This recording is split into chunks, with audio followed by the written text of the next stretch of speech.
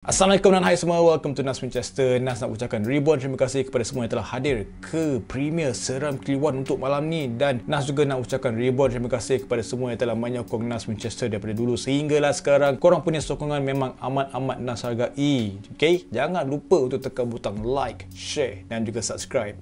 You guys are the best. Jadi untuk Seram Kliwon pada malam ni, Nas telah dikirimkan satu kisah seram oleh sahabat kita yang bernama Sidik. So kisah ni kan, dia menceritakan tentang pengalaman seram dia sewaktu dia pulang ke kampung untuk mengadakan sesi memancing bersama sepupu dia guys. Okay, di mana dia telah dihadiri oleh satu entiti yang agak bermisteri yang sehingga sekarang dia masih lagi ingat dengan segarnya dalam ingatan dia guys. Dan untuk kisah ini juga Nas juga akan menyampaikan dalam cara yang agak berbeza sikit sebab atas permintaan kawan kita Sidik ini. So Sidik, Nas akan buat yang terbaik untuk menyampaikan kisah seram yang disampaikan ini. And nak cakap terima kasih sebab sudi berkongsikan kisah bersama Nas Winchester dan juga subscribers Nas Winchester. Jadi tanpa membuang masa lagi, macam biasa kita teruskan dengan Seram Kliwon. Let's go.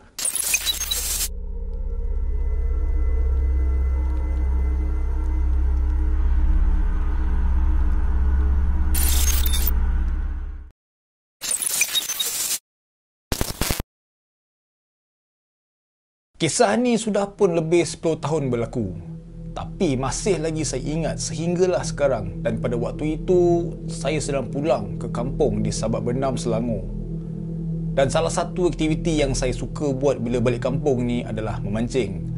Kepada para pemancing kat sana tu, mungkin korang tahulah kot kisah ni ataupun lokasi memancing ni.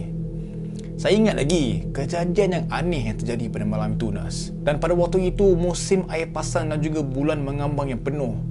So biasanya kalau musim macam tu kan, hasil memancing memang biasanya lumayan. Memang tak payah nak pergi tengah-tengah laut dah. Kalau sekadar memancing dekat gigi-gigi air pun memang dah cukup banyak gila ikan boleh dapat. So cuba bayangkan bila musim macam tu kerap berlaku kan.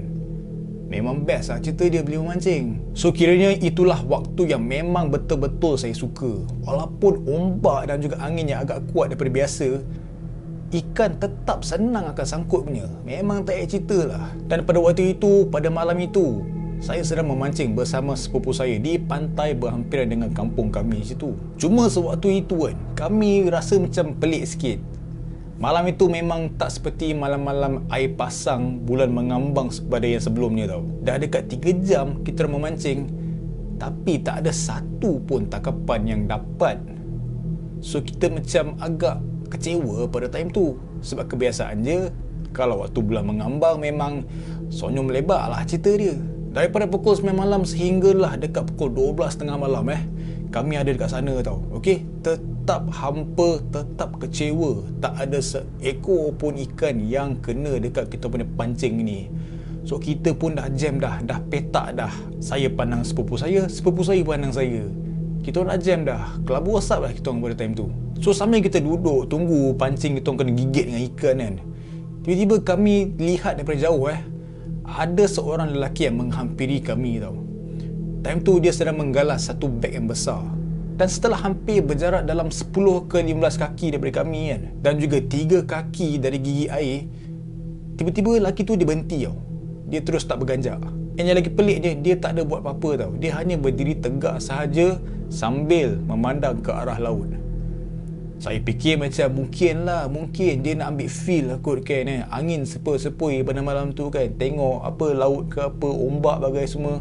Mungkinlah dia hendak menenangkan fikiran dia. So kita orang pun macam biarlah, lantak pilah dia nak buat apa pada time tu.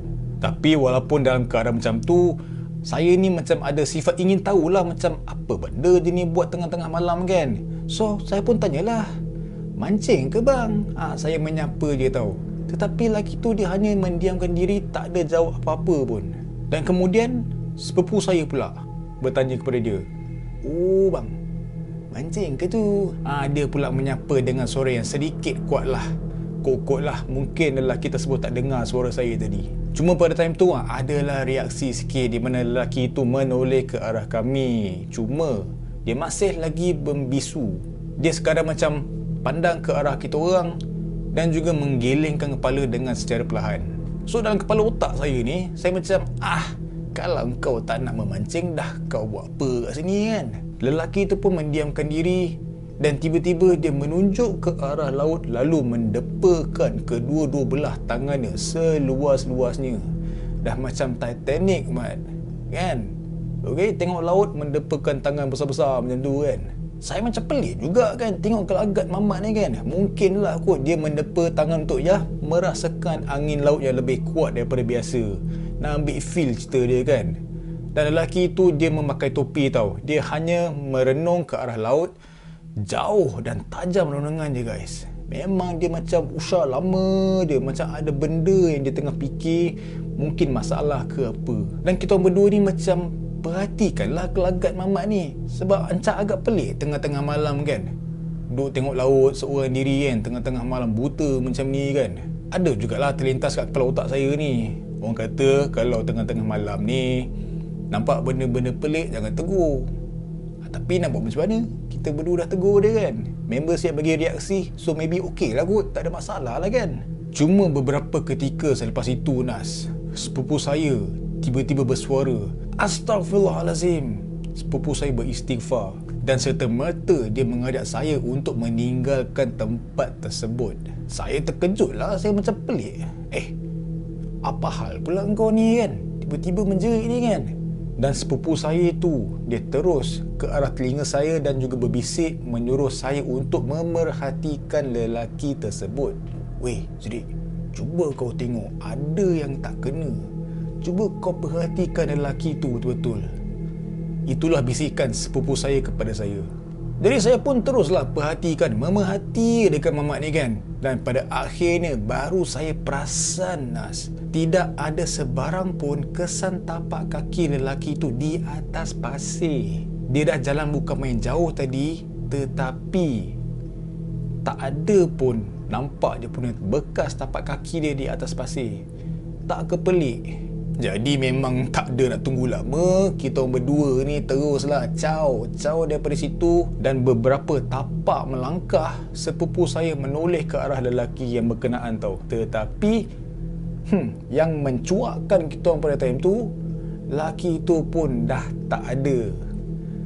Lelaki tu hilang dengan sekelip mata Nas. Memang gaib begitu saja tau. Kami pun memang lari tak cukup tanah lah cerita kan. Walaupun dekat situ pasir bukan main banyak kan. Boleh dikira tak cukup lah segala pasir yang ada kat sana. Memang kelang kabut lah kita orang malam tu. Jadi nak dipedekkan cerita lah untuk kisah saya malam ni kan. Rupa-rupanya kan pada malam itu dekat pantai kampung sebelah tu ada kisah yang sama juga.